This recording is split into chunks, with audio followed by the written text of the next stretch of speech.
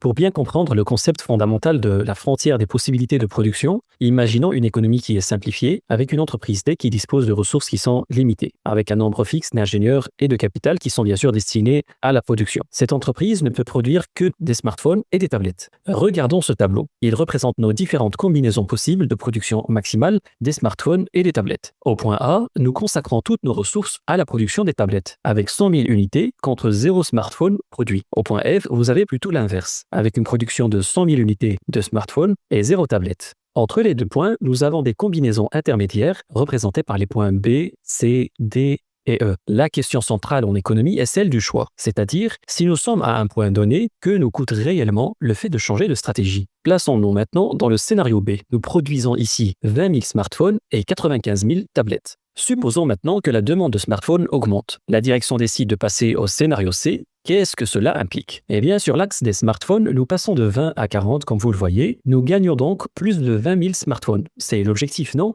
Mais comme vous le savez, les ressources de l'entreprise sont toujours limitées. Eh bien, pour produire ces smartphones supplémentaires, il faut transférer des ingénieurs qui seront spécialement dédiés à la production de ces smartphones supplémentaires. Regardons maintenant la colonne des tablettes. Nous passons plutôt de 95 à 85. Autrement dit, nous avons dû renoncer à 10 000 tablettes. Cette situation est expliquée par ce qu'on appelle le concept de coût d'opportunité. Le coût réel de ces 20 000 smartphones supplémentaires, ce n'est pas de l'argent. Ce sont plutôt les 10 000 tablettes qui n'ont pas été produites. En suivant le raisonnement marginal en économie, la question est la suivante. Combien nous coûte la production d'un smartphone supplémentaire? Eh bien, la réponse est très simple. Nous divisons ce à quoi nous renonçons, c'est-à-dire les tablettes, par ce que nous allons gagner, c'est-à-dire la production des smartphones supplémentaires. Ceci est représenté par le rapport delta Y sur delta X. Nous avons sacrifié 10 000 tablettes pour obtenir 20 000 smartphones supplémentaires. Cela signifie que dans cette zone de production, chaque smartphone supplémentaire nous coûte un demi-tablette. Et c'est vraiment ici que l'économie devient intéressante. Regardez ce qui se passe si nous continuons à pousser la production des smartphones.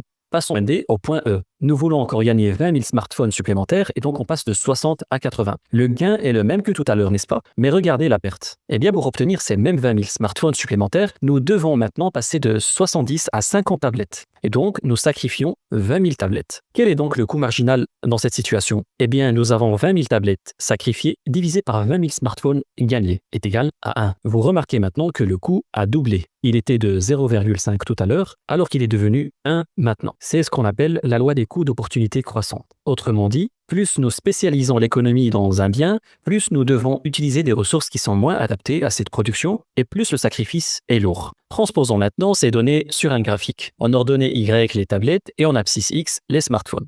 Plaçons nos points A jusqu'à F. Si nous relions ces points, nous obtenons cette courbe qui représente bien sûr la frontière des possibilités de production. Et remarquez la forme de la courbe. Elle n'est pas droite, elle est concave, c'est-à-dire bombée vers l'extérieur. Pourquoi? C'est exactement à cause de ce que nous venons de calculer, c'est-à-dire les coûts croissants. Regardez par exemple le passage du point B à dessiner la petite marche d'escalier. Pour un pas horizontal, la marche verticale est petite. Par contre, vous pouvez voir maintenant le passage du point D au point E. En dessinant toujours la marche, pour le même pas qui est horizontal, la marche verticale est plutôt beaucoup plus grande. C'est-à-dire que la pente devient plus raide. Cette pente, c'est la représentation graphique de la frontière des possibilités de production.